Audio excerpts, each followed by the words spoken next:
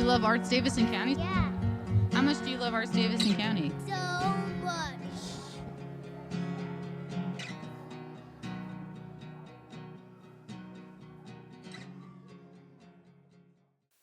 Hi, welcome back to another episode of Voices at the Hub. I am your host, Destiny West, and today we have a guest co-host, Stephanie, who is a member of the Board of Directors for Arts Davidson County and also one of the family members who runs Shodo Japanese Steakhouse.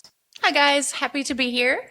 Like Destiny said, myself and my husband and his brother and his wife own Shodo, which is just down the street from Arts Davidson, and I'm super happy to be a board member and get to be on this podcast today. I'm really excited about who we're interviewing today, the Paranormal Association of Carolinas. Close. Carolina Association Paranormal Studies. I was so close. So close. So close. We have James and Mitch. Could you guys take a moment to introduce yourselves? Yep, my name is James. I am the founder and lead investigator for CAPS. Been doing this over 16 years. We're based out of Salisbury, Rowan County. And, I've been doing a lot of work here in Davidson County. And, we're glad to be able to help out the arts division and glad to be here on a podcast with you. And I'm Mitch, senior investigator. I was promoted recently. But no, my wife and I have been doing investigations with James and Caps for probably like 15 years now, 15, off and on. 16. Right. So yeah, we go back a long ways. We're excited to have you come into our space today. Could you tell me about what pushed you to start this association? In the beginning, it kind of just started out as curiosity. I love watching the paranormal shows. I love the ghost stories, and just never put it all together to where, this is what I want to do. And then one day, it was a group of us, his wife and my wife and some friends were like, hey, let's go check out this haunted place. And, the first time we went, we were like, this was fun. So we started doing it more often. And before we knew it, we had a name, we had a website. People were contacting us, and it quickly went from just a hobby into more of a passion. This is something that I quit my job tomorrow to do full time. It's rewarding. It's not just the paranormal side of it. It's building a relationship. There are people that I still talk to today that we investigated for 15 years ago. So it's not just a paranormal side. It's a community of people. Just like we're doing here in Lexington. When I met Stephanie, it was like going beyond the paranormal. So every time I get a chance, I stop in just to say hi, or Jimmy, support their business as well. So, it's more of a passion than anything. So, you gotta kind of go with it. We'll talk a little bit more about your investigation at Shodo a bit later, but I was curious to know, how many locations in Davidson County do you feel like you've had the opportunity to investigate? Oh, wow.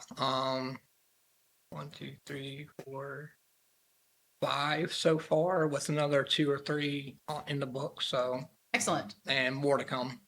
Because I even just here in Lexington itself, I know of at least 2 or 3 locations that y'all had of those locations off the top of my head. And so, what was your favorite location in Davidson County so far, or the most interesting? I'll say.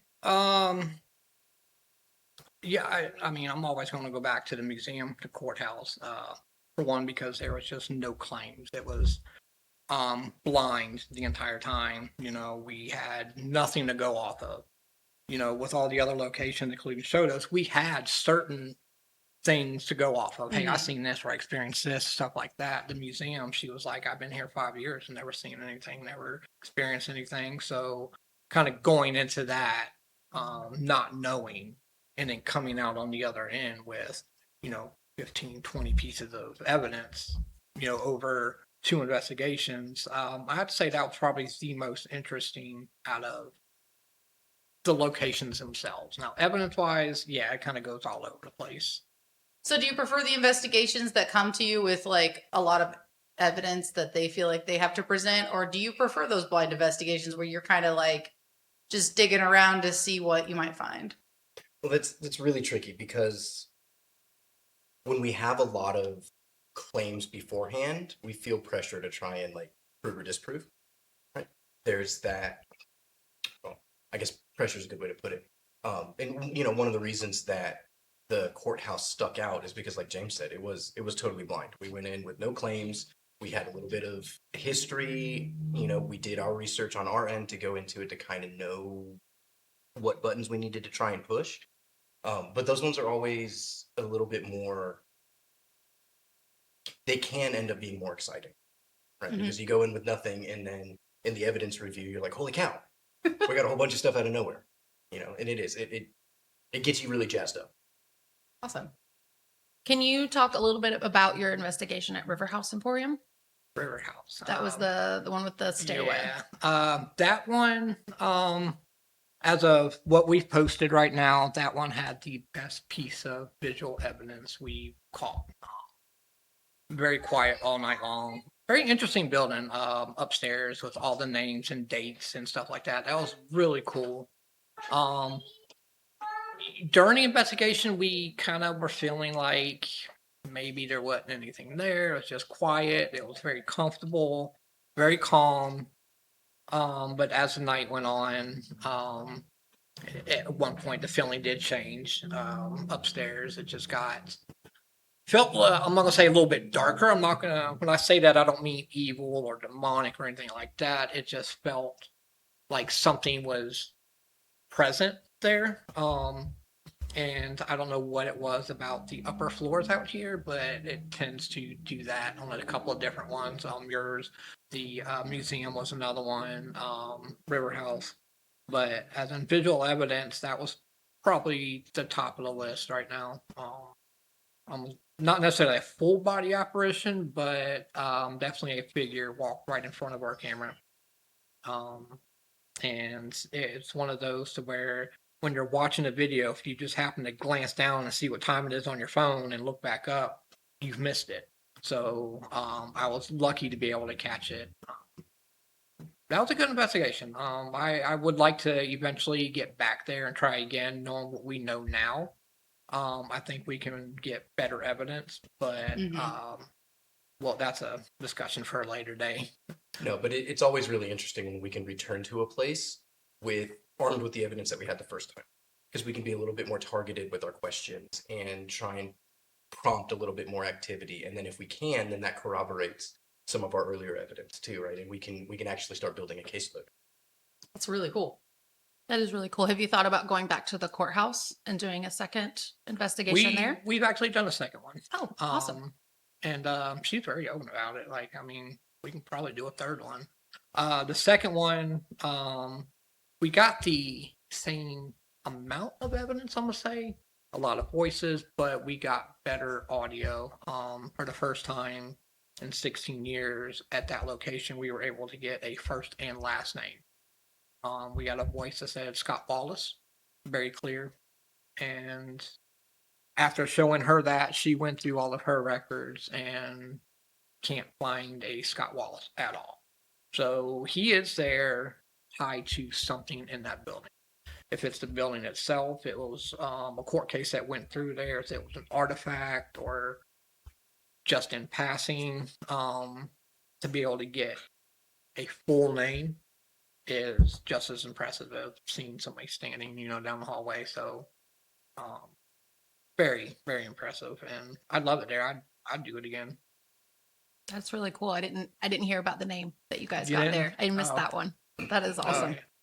What are some of the things that you, not necessarily you go in looking for, but what kind of evidence do you typically find most of the time in different places? Is it voices? Is it footsteps? Sounds. I'll put sounds because it could be a combination of everything. You could get a couple of voices, or you can get some random sounds, and they kind of balance themselves out. It's just as cool to hear, footsteps walking down the hallways as it is to hear a whisper. Especially when you've got a camera on that area and you can validate there's nobody in that area. to be walking, or there's nobody in that area that was talking.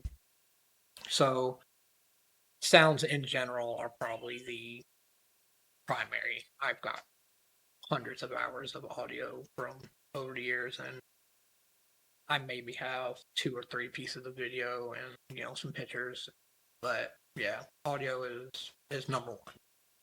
That's what we rely most on is our recorders. Well, and I think it's really important too to kind of define terms a little bit here.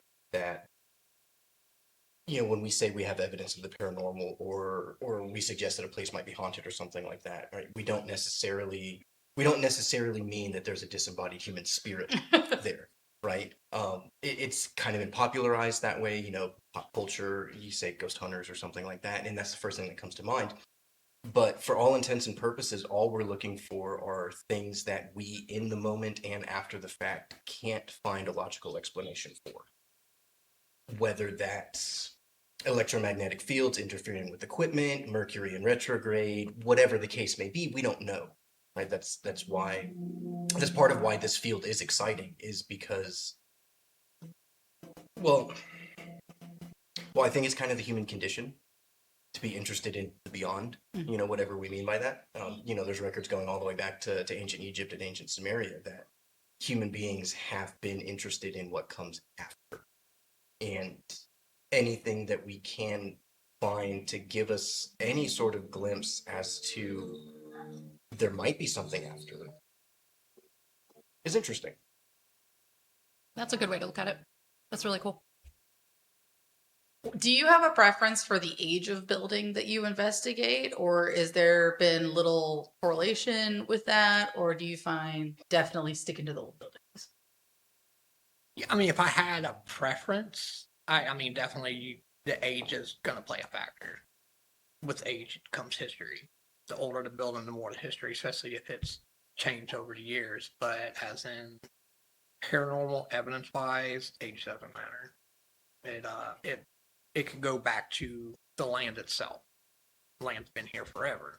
So whatever happened on that spot before that building was there could still happen inside that building. So age of the building kind of doesn't really make a difference. Right. There's a couple theories out there that for all intents and purposes, the building is irrelevant in some cases, right? That the material the building is made on, or underground running water, or natural springs, quartz deposits, things like that, that we know scientifically do have these abilities to, for lack of better terms, channel energy, right? That those are compounding factors. I think I've heard them referred to as like sort of natural batteries, right? They kind of store it and then Yeah. And then it's a stone tape theory too. So it's your stone and your wood and your ground absorbs the energy. And there's a reason Stonehenge was built where it is. There's a reason the pyramids were built where they were, right? We know that there are geomagnetic ley lines across the earth, and in those areas there are differences in the way that things work. Right? There are known places around the globe that compasses don't work, quote unquote, properly. Right? How that interacts with the human brain and how we experience reality in those places, I think, is an under-researched field. But that's my view on it, right? That, like what James said, the older the building, the better, right? It gives us at least the chance that there is more history there. But for all intents and purposes, the land underneath is more important. Do you have any times that were particularly scary for you during an investigation? Or is it all Scary? really just No, fascinating? and so here's my problem. I'm cocky. When I go into investigation, I don't get scared. I don't have these weird feelings. Like you walk into a room and the hair that don't happen to me. Why everybody's like, oh man, it's just something about this corner. I have these weird feelings. I don't. I went into an investigation with that same attitude, and it affected me to the point where my wife and my case manager had asked me to step out of the home. My attitude had changed. I became aggravated, just throwing equipment around, which I don't do. I mean, I got $10,000 in equipment. I don't throw it around. But for some reason, it affected me. I didn't notice it. Why I'm yelling and have an attitude in my head. I'm thinking I'm calm, and I'm aggravated, but I'm calm. Mm. Once I stepped out of the house, I felt almost like a weight lift off my shoulders, like to the point where I did not want to go back in. And a lot of that is because I walked in there thinking I was on top of the world, nothing can affect me, and I'm, shielded, and whatever was there was like, oh yeah, really? Let's see about that. So that humbled me, but scared, no, I can't afford to be scared, and I have not been in a situation to be scared. Mhm. I've done things by myself. I've got one, a couple weeks from now I'm gonna do by myself. So, being scared is really not an option. No, more often than not, it's the human imagination that gets in the way. We there's a phrase that I started using with my kids, turning lizards into dragons, right? Just kind of the making mountains out of molehills. And well, and again, going back to the human condition, I think most of us have suspicion of the dark, Mhm. right? Because we can't really see what else is there, and then the brain tries to fill in those gaps. And most of us just have pretty vivid imaginations, right? And so we fill in the gaps with our worst fears, or there might be something else here, or whatever. And 99% of the time, if there is something else there, however we want to define that, it's immaterial, Mhm. right? Whether we can actually see each other or interact with each other or touch each other is an open question. Um, there is one time that sticks out to me. We were at Waverly Hills, and it was you, me, and the other Mitch. Third The floor, other Mitch. something like that. That got confusing. Yeah, That got confusing. there's not very many of us, but there was another guy named Mitch that was investigating with us, and I think we were on the second or third floor. And at the end of the stairwell, there was a white apparition, Mm. and it felt like it was kind of getting denser or whatever. And I wasn't scared. It was interesting and confusing to me, but then it took a step towards me, and like my instincts kicked in, and I shined my flashlight on it, and it went away. But more often than not, that's all it is. We're cleaning up at the end of the night, and we're down in the basement by ourselves, grabbing stuff, and your imagination's like, well, what if something is behind me, and you walk just a little bit faster? Or it's human reflexes. A noise happens out of nowhere, and we startle the way the human being. Kind of on that same thought, when you mention paranormal to people, just kind of going into just the culture of it, people immediately say, oh, I believe in ghosts, or I don't believe in ghosts. But I don't feel like what you guys do is a sense of believe or not believe. It's literally just gathering evidence. Yeah. So how do you have any clients, I guess is what you would call them? Do you have any clients that are like, well, I don't believe in ghosts, so I don't want you to come investigate that? I mean, do you feel like you have to fight that thought process? Absolutely. And this is one reason why we do love Davidson County, is because we're from Rowan County, and the Rowan County Historical Society has told me that so many times. Oh, there's nothing in this building, so I don't want you to come. And it's like, okay, well, at the same time, I don't have proof that says that it is haunted, but you don't have proof that says that it's not. Mhm. Just because you've never experienced something doesn't mean things, when you shut the door at night, things aren't happening. There's skeptics everywhere, and we deal with them a lot, and that's why we consider ourselves evidence-based. So I don't jump to conclusions. If I have any doubt on any piece of audio, We throw it out. we throw it out. And then, if there are ones that are like, hey, I'm 50-50, it's too good to throw away, but at the same time there is a possibility, I'm gonna show it, but I'm gonna tell you, hey, I don't know. I'm not saying it's paranormal, but I'm not saying it's not. Here it is, make your own judgment. Mhm. I believe I gave y'all Yep. something like that. Davidson, the museum, gave them something like that. I don't know, but I don't want to throw it out. So when it comes to people not believing, it's not that they don't believe. I think it's they don't want to. And they don't want us to come in and challenge their beliefs. Mhm. There's nothing here. What happens if we come in and we prove them wrong? How are they going to feel about that? So they just rather not deal with us at all, which is fine. And it's an interesting topic of conversation too, because well, the first thing that comes to mind for me is like the stereotypical ghost movie, right? Where the family moves into the new house and the wife is experiencing something and the husband explains it all away as like there's these rational explanations for everything. And I think that's a stereotype because in a lot of ways it's true, right? We try to find logical explanations for things because it's easier for us to categorize it and process it and set it aside that this thing happened and here's why. It's a lot more unsettling to say this thing happened and I don't know why, right? That uncertainty. I mean, from a very real perspective, that is what anxiety is. It's the body's response to uncertainty, right? As that uncertainty level increases, our anxiety level increases.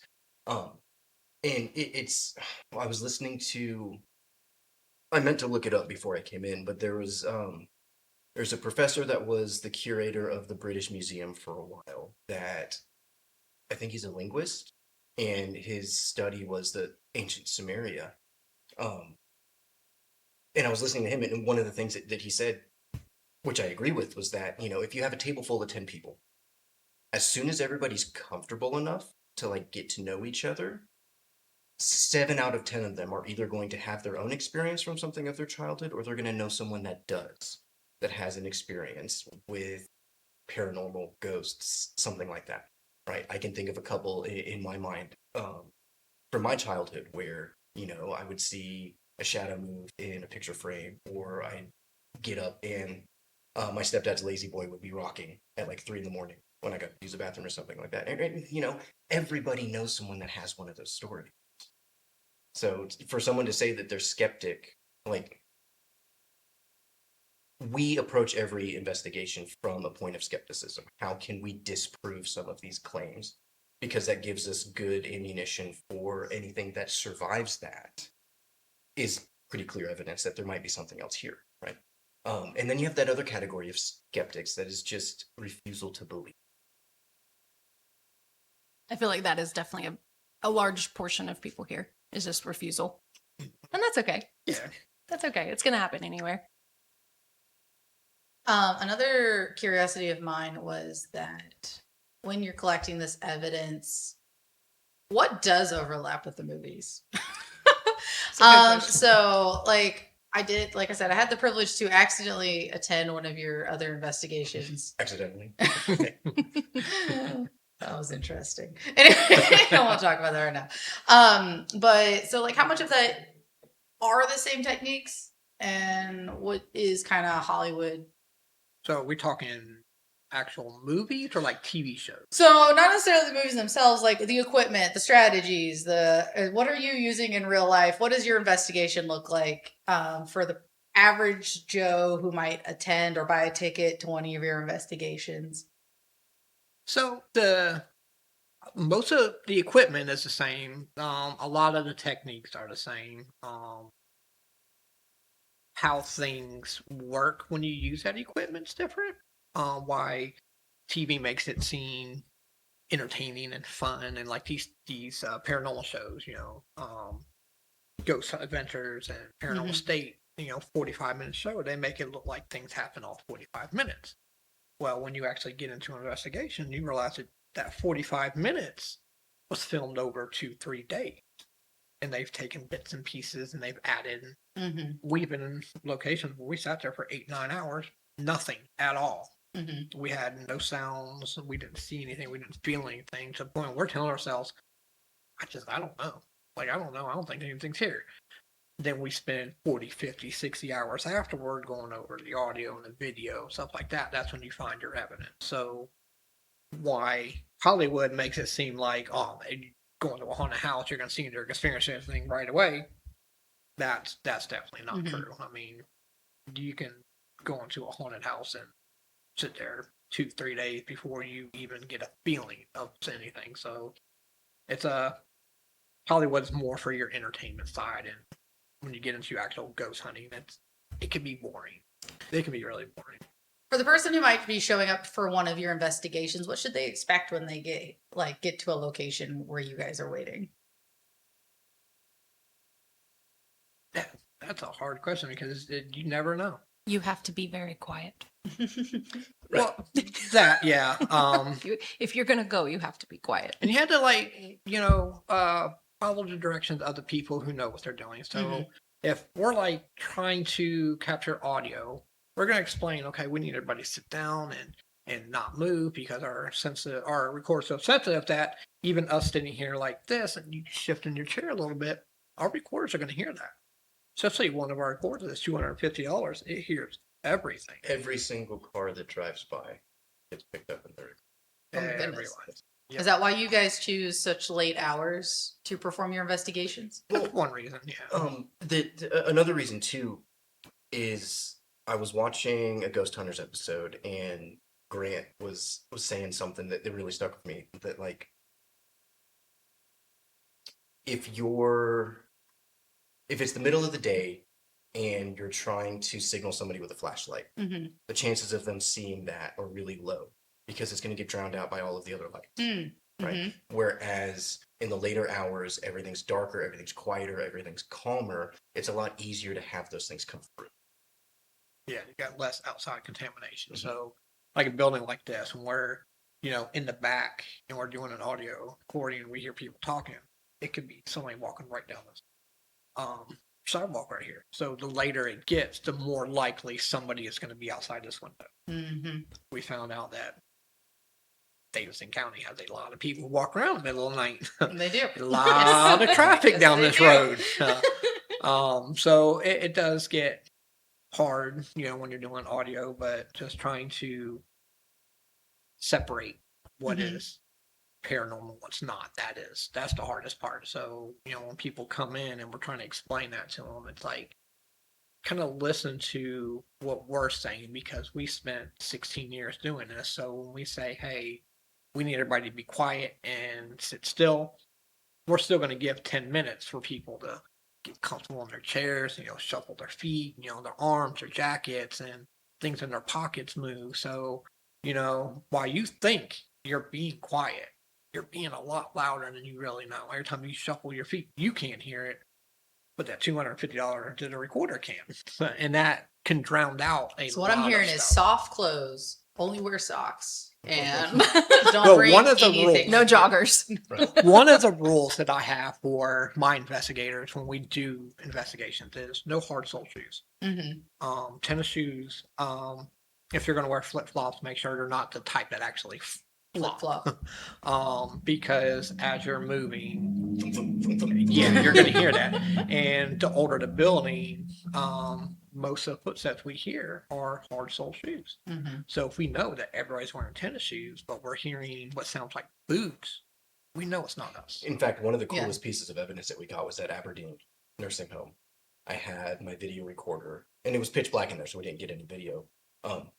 But it's an old nursing home. I don't even know if it exists anymore, but it was out in Aberdeen, probably about 2 hours east of here. And one of the hallways, like all of the hallways had rubble all the way through. So anytime we walked, you could hear the crunch of like walking on gravel and something like that. And the piece of evidence that I caught was like hard sole shoes on clear tile, which is really cool because there was no possible way that could have happened. Yeah. Right. Yeah, that stands out as a. Yeah. But on the other side of that, the first time we did the Davidson Museum, we were all in the basement in the back, and we heard footsteps on whatever it was that they had on the ground. It covered the ground, so it had the same effect. It crunched when you walked on it. And I think 6 or 7 of us were down in this back room, and we all heard that right outside the room we were in. So you've got something who could be more residual, which is how it was in the beginning, compared to something more intelligent, which is how it is right now. So we got both sides of the footsteps, which is actually kind of cool. Right. And I think this ties into something that you asked earlier about, common pieces of evidence and stuff like that. The most common is the EVP, the electronic voice phenomenon, which is something that you don't hear at the time, but you go back afterwards and you hear it in the recorder. And, we try to do a lot of call outs for stuff. If we hear something outside, we'll say it out loud so that way the recorders pick it up. If we hear movement in the next room over, we'll make a note of it. And that way when we go back and we listen to it, we can analyze it too. And it's really interesting because there are a couple different categories of hauntings, evidence, whatever we want to call it. that there are some times that something happens that seems like, excuse me, seems like it doesn't care if we're there or not, or is even aware of us. Whatever we want to mean by that, right? Think of it like a memory on repeat. That potentially, even if the building wasn't there anymore, that phenomenon would still be occurring, whether someone's there to watch it, completely oblivious to anything else that's happening. And then there's times where we're asking questions and we're getting direct responses to our questions that seems to like recognize that we're there, right? That's that more intelligent style as opposed to a residual haunting. And then, there's poltergeist activity, which is not to, not to make an allusion to the poltergeist movies or anything like that, but just stuff physically. You've said a couple times that you do hear things while you're doing the investigation, but you also don't hear things until you go back and look at the audio. Mm-hmm. Do you find that more of your evidence is found later or more of it is found day of, or is it just depends? It kind of depends. A lot of it is afterwards, but there are times where we think we hear something where we're not sure, and it's not until afterwards that we can confirm it. Mm-hmm. Because your EVP is your electronic part of it, so it's what's coming through the recorder, and only a recorder can hear it. But the stuff that we can hear, disembodied voices or footsteps or stuff like that, things that, it might be happening and we can't hear it because we're talking or doing something over there. But when our recorder picks it up, we still classify it as an EVP, even though if we would have been focusing, we could have heard it. We can hear it probably a lot more than we do. We're so focused on what we're doing and why our senses are listening this way. We're not paying attention to what's going on this side. Well, and there's a lot of times too that one of my favorite things that happens is when we go back and we didn't hear anything with our ears in the moment, but then we're listening to the recorders and it sounds like someone is right up to the microphone, right? And we know where everybody else is at, and it sounds like someone leans into it and then whispers very clearly, like you get that spatial sense to it. Those are my favorite things there. Also too, as far as evidence goes, it's going to be a really weird analogy, but just bear with me. I think of it like gold panning, in the sense that you're guaranteed to miss things. You're not going to get every single kernel of evidence that comes through. We just do the best that we can. If we were to go through every single second of every single recorder and in camera that we have, like, we would never get done with an investigation, right? At some point, law of diminishing returns kicks in and we have to be like, well, we've gotten the majority that we can. There might be something else there, but Yeah. right, but it didn't jump out to us. Mm-hmm. I don't toss all the evidence out. Like, if I have any doubts, I don't just toss it out immediately. It goes into a file and I come back to it. Because there are times in, March Hotel was one of them, where we had to call something on one recorder where it's like, oh man, that's people outside. That's definitely 100% there's people outside. 6 recorders running that night. All 3 floors, and they were pretty close to being stacked on top of each other. The audio we caught on one recorder did not come through on any of the others. I mean, we caught the names, somebody yelling Sarah. All right. That don't mean anything, Sarah. Okay, might have been a friend named Sarah. But when you go back and you do your research, Sarah Holland was married to A.A. Springs, which was one of the owners of the hotel. Wow. She was shot and killed in the hotel, sleeping beside of her husband. They never caught the guy. Oh. So now you got somebody yelling the name Sarah. Sarah has been documented to have died in the hotel, probably on that same floor. When you take that and then you look at all your other recorders, and that's the only recorder it's on, you can see that as paranormal. Because if it was somebody outside, all 6 recorders are going to have it. If all 6 recorders have us talking, it's going to have people outside talking. So, paying attention to the audio and not just discarding something right away, because it can come back and be like, you know what, I shouldn't have thrown that out. It should have been right here. That piece of audio should have been right here, but I've already tossed it out and now it's gone. So, you gotta, it's a long process. We also do our best to try and recreate things too. If we hear noises that sound different, a real human being will go and try to recreate the noise to help us kind of identify what it was.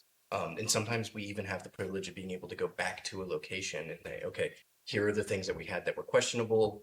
Here's what we think they sound like. Let's go and figure out where it could have happened and how it happened. And, that helps us either corroborate or debunk stuff that way too. Yeah, that happened at the museum. The first time we had a piece of audio where it sounded like something was knocking or vibrating. Mm-hmm. And while we were waiting for Caitlin to come, we went and we checked it out. And we found out that one of the pieces of a picture on the wall, every time the AC would kick on, it would vibrate against the wall.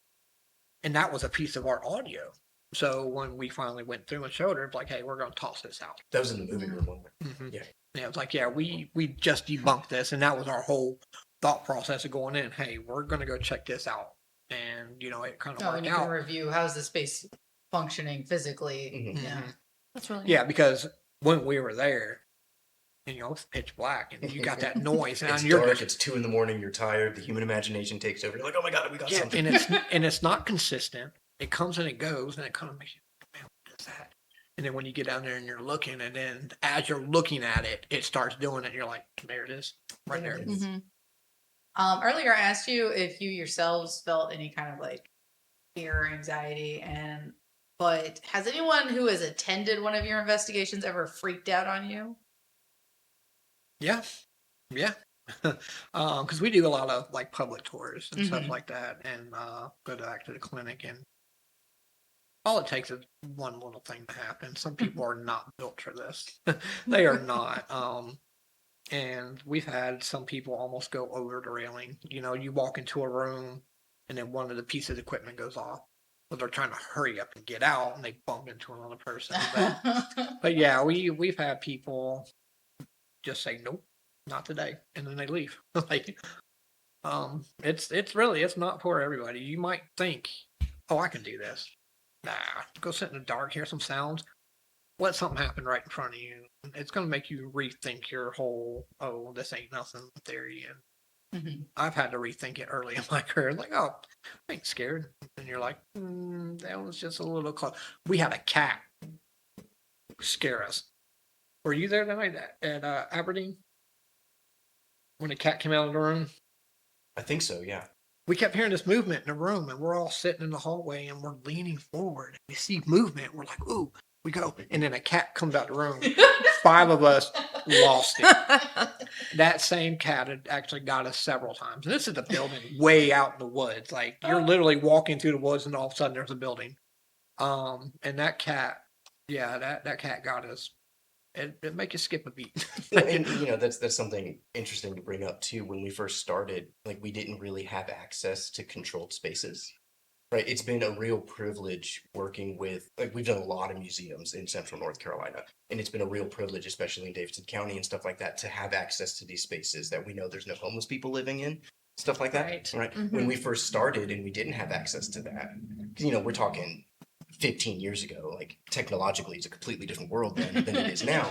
We're going out to abandoned houses, we're going out to abandoned nursing homes, we're going to places where legitimately there could be homeless people or wild animals or coyotes and stuff there. And because that was our only way to get our foot in the door for having these experiences. I remember my wife and I, I'm pretty sure statute of limitations is out on this, but her and I we were stationed in Germany at the time, right? And so one of our favorite things to do when we had nothing to do on the weekend, because her and I were both in the army, is we go and we break into castles. I say break into castles. Let's rephrase it. Right. Well, because we had our morals about us. If it required actually breaking and entering, we didn't do it. But if a window was unlatched, or there was a way in, or we could get into the grounds, right? And so we'd go. We called it adventuring, right? We'd go adventuring. And like, at the time there was really no other way for us to get started. How everything has played out with CAPS coming together as a crew and all of the opportunities that we've had, that's been a blessing. Because a lot of those other potentially negative experiences that we could have had, we know we're kind of safe isn't necessarily the word that I'm thinking of, but my brain's buffering and I can't think of a different one right now. We're insulated from some of those experiences now. And it helps you probably focus a lot better. Mhm. on what you're there to do.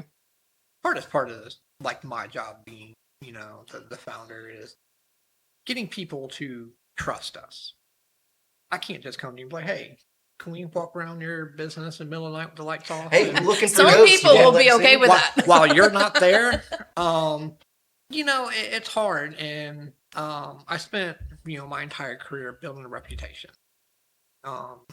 We have a motto, it's respect. Respect the building, the property, the owners. In the spirits. And the spirits, yeah. Sorry, property and building are the same thing. So, it once you can sit down and actually talk to us and find out that we're not just some amateur ghost hunters and whether just come here and do it for fun. We're serious about it. I can provide a list of references that go back 15 years, and we're talking people who work for the county, people who work for the state, people who own businesses, who own homes. Oh, we've done a number of schools, we've done a number of museums, we've done a number of businesses, So that adds up. my reputation has got us quite a reference list. And, for anybody that has doubts on letting us in, it's like, talk to these people. I'll give you a list of people that you can talk to, and, that kind of will vouch for our professionalism. Trust is a big thing. To kick somebody out of their home so we can go in the middle of the night, that's hard to do. Homes for sure. I can. That's hard to do. imagine. And Yeah. we have been blessed that a lot of people are like, have at it. We'll stay over here, or we'll go get a hotel room. Right, for because the you night. built that reputation Mhm. of being a reputable group who you're like, yeah, they're gonna, Yeah, they're gonna do the real thing. they're gonna do it. Yeah, because trust it's hard when you don't know somebody. I would have a Especially- hard time trusting somebody in my house while I'm not there. Because there are so many amateurs out there, maybe harmless and maybe not, Mhm. but that can just steer you in the wrong direction, and it's not Yep, and then what you think won't- you're getting. Yeah. and you won't know until the last minute, until it's too late. So so we're blessed and thankful that we've been able to build that reputation and to have the trust of people like Stephanie and Caitlin and Sean from the March Hotel and Susie from the Civic Center. That's another one that's upcoming. To have them trust us enough to be like, yeah, sure, come on in. Also, we're not going to steal anything. I'm more interested in the paranormal side than anything you have in that building. Yeah. And it's more interesting too. Exactly. It's worth more to Yeah. us than, whatever you got laying on your counter or, whatever's on these racks You want right some here. rice It's and like, sweet carrots? Help yourself. So you did get to investigate Shoto, and I know Stephanie was around for that. Mhm. It was a blast. I have so many fond memories because it was so much fun to meet with you guys and be there I stayed half of the time the first night and then the whole time the second time. We had a little bit of audio issue and we had to redo one of them or something. Yeah, we lost all audio from the second floor. That's right. And we didn't know why. Still don't know why we lost all. I know. Paranormal. I know. But then when you came back with the evidence and we all got to sit there and wait till everyone was gone so we could hear everything, and we were all taking turns like holding it up to our ears like, what do you hear? What do you hear? And I remember one of the coolest things that you did, and I'm sure you do it for everybody, is I'm going to play it and let you listen to it because if I tell you what I hear, that's all your brain's The going to power of suggestion is Yeah, very real. right. Yeah, and so it's like we all were like, okay, I think I know what it was, and almost like, okay, everybody say it at the same time.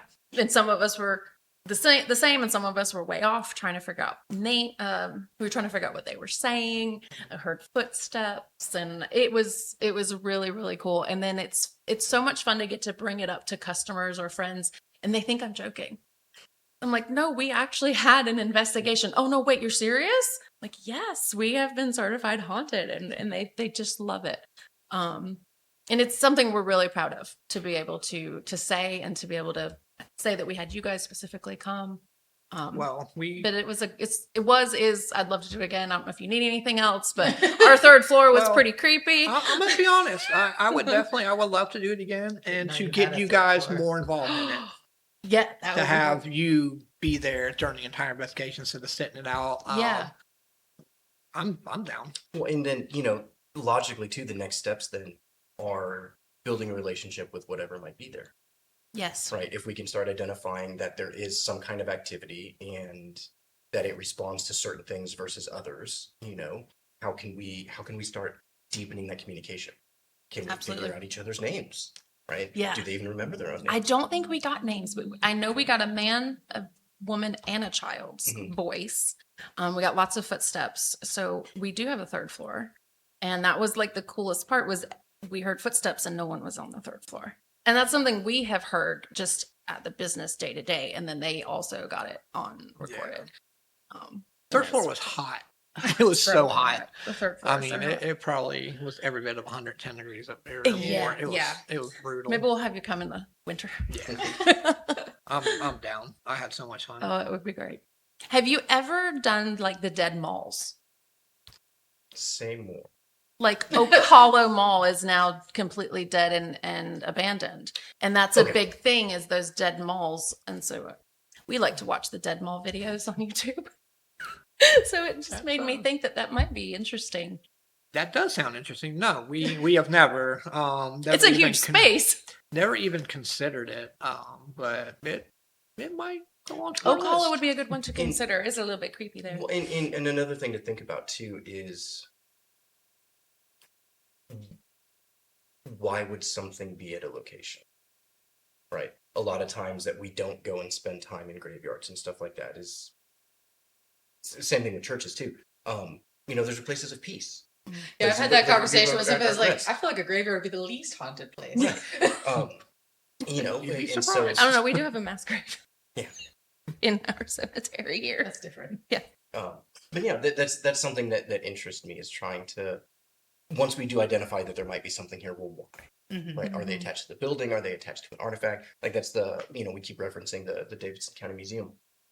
That some of the evidence that we've got doesn't correlate with any of the historical happenings there. Mhm. And we think a lot of that is because they have surplus artifacts that have been donated from a Right. variety of different places that aren't connected That's so historically to the fascinating. building. It is a historical place filled with old items. From Yes. everywhere. From everywhere, all walks of life. They have World War II artifacts that have no correlation with Davidson County whatsoever. Mhm. They just happen to end up here, Mm. right? Mhm. And so that's the first thing that comes to mind for me is why would someone hang out at a mall? And it goes to like even funeral homes. Like, oh, funeral homes are haunted. It's like, why? Why would it be haunted? That person's already gone by the time they get there. So you've got one or two places. Either it's going to be at the hospital wherever they passed away, or it's going to be at the grave because they're going to follow their body. Why would they stop in the middle? Mhm. Have But you done there- a hospital? We've done a couple of hospitals. The Shrek Clinic in Hamptonville was actually a clinic. We've done a couple of hospitals. Waverly Hills sanatoriums. Waverly Hills. Really. Old South Pittsburgh. Like we've done those Mhm. as an investigation, like we did and like we've done here. No, we haven't gone that Mhm. far with the hospitals. We'd like to, but those are such large areas that Mhm. the type of investigation at that point would change. Are we going to run, 2-3 blocks of cables? No, we're going to rely on handheld stuff and Mhm. personal experiences and report at that point. But yeah, we definitely would love to do hospitals. There's quite a few in the area, within driving distance. It's just finding the right people to say yes. Right. We're coming up nearish our the end of our time together. What's the main thing you want people to take away from getting to listen to you today about your organization, or perhaps about investigations, or The biggest thing is we want people to understand that we are professional. Mhm. This is not something we're just doing because it sounds fun. This is something we've dedicated 16 years to, and we treat every investigation the same. Mhm. Just because you claim you have activity in this place says no, we're going to treat them the same. We're going to build a relationship with the owner. We want you to trust us. We want you to be able to look at us and be like, you know what? They did prove to be professional. And when we come in, you can guarantee if we find anything, we're going to give you what we believe to be real evidence. Mhm. If there's any doubt, we're going to toss it. So you don't have to worry about false evidence at that point, which a lot of groups will. I like to say not everything that goes bump in the night is paranormal, and we spend 60 hours after investigation. Why? That 8 hours is fun. there's 40, 50, 60 hours afterwards work that we do and we put in that breaks it down. So, professionalism and trust is probably the biggest thing that we would like people to take away from this. Yeah, we're not here for clickbait or anything like that. We don't particularly care if, I mean, we are growing our social media presence and stuff like that. And a lot of that is kind of like a happy byproduct of having more relationships, right, with more places. And it has gotten us invitations to do some things. That networking, I mean, we're a social species, right? So the more social we can be. I do really like we've been doing a lot of like grassroots community building. Great. Participating in fundraisers here or there, fostering those relationships even deeper. As far as like last words that I would give, stay curious, I got into this because it was something fun to do and it was outside of the norm, so to speak. And my interest has shifted a little bit to where now that we're getting to some places that we can do repeat investigations, we can go and try and communicate with things that we think that might be there. And the next step for me is, okay, how do we look to them? Right? How do our worlds compare? Is there a comparison? Is there any way that we can, right? What do we look like to them? What do we sound like to them? Can they see us? How can we interact together? And if we can, right, then what can we learn about each other and our shared experiences that way? I love it. Yeah, there's definitely more questions than answers. Yeah. Every time we Always. get an answer, we got more questions. More questions, yeah. Yeah. So what socials do you have? Where can people find you? Facebook. We have a TikTok. We're starting to do YouTube, but right now Facebook is our primary. We try to go live every investigation. Yeah. Awesome. This year, I've noticed you've been doing that. It's been really cool. This year we got somebody to manage our social media, and she's really good at it. So we're getting her Great. more involved Good. into trying to keep our 5,400 followers, which I'm happy about that. That's a big accomplishment for us. We're trying to keep all of our followers more involved in our investigations and keeping people updated on what we've done, what we've got going on, and businesses that we have done stuff for. Whenever they post, we like to share because, we're all about the community. So, we try to help out where we can. Obviously, we're a paranormal group, so it's not like we can get 500 people to come here and buy something. But if we can do a fundraiser like this and raise, $1,000, then, that's what we're going to do. So, we love it. I mean, yeah. So cool. What's the point of being here together if we're not going to try and foster a shared human experience? Absolutely. And there's more to learn about all these buildings and energy and everything that's around, and being in a county that does have a lot of history is really cool. People forget that. Yes. You could look at Winston-Salem, Salisbury, Charlotte, and all of those cities, roughly the 85 corridor. They were founded back in the 1750s. And a lot of people around forget how old Central North Carolina actually is. Yeah. There is a lot of history here. Yeah. And, in some instances, that history is still alive with us. And, Lexington wants to be known for something other than barbecue. Barbecue is a huge thing here, but there is way more to Davidson County than just that. So Right, there's a lot of richness to the area. We're trying to bring some of the darkness to light. Yeah. And see if we can fuse those things and make a spooky barbecue sauce. Well, I was just gonna say we should see if we can get you in with Honey Monk, and they've been here forever, and maybe you can do their space. So the Lexington Barbecue Restaurant. That would be really cool. That would be really cool. That would be a fun way to bring it together. Yeah. I'm down. That's I love really it here. spooky I haven't met, a shop owner or a resident that just wasn't very open about it and accepted us. We're not local. And they pretty much treat us like we live right down the road. So, we love it here and we're going to continue to. I think when you come into a community and you're just willing to learn and take it in, that's really goes a long way as an attitude. And I think it goes a long way, especially here in Davidson County. You're just like, tell me about it. I'm here to learn. Tell me more. Yeah, I have went to Caitlin so many times. Hey, let's talk about this over here. Can you tell me about this over here? And she's been amazing with all of this. Like she is my go-to person. I mean, you're not going to find any better information than from the museum itself. Which for any listeners that don't know, Caitlin's the curator of the Davidson County Courthouse Museum. She's fantastic. Big shout out to Caitlin. She's also on our board of directors and is a delightful human being to know all around. So 10 out of 10. Hashtag not sponsored. We love Caitlin. We love Caitlin. Friend of the show. Friend of the show. I'm just so glad you guys stopped to take some time to talk to us today. So thank you so much for coming to our space. And thank you, Stephanie, for being my guest host. Absolutely. I could talk all day about this. We definitely appreciate the invite. All right. Well, I hope everybody listening today has a amazing and creative day. 1, 2, 3. Thank you for supporting Arts Davidson County.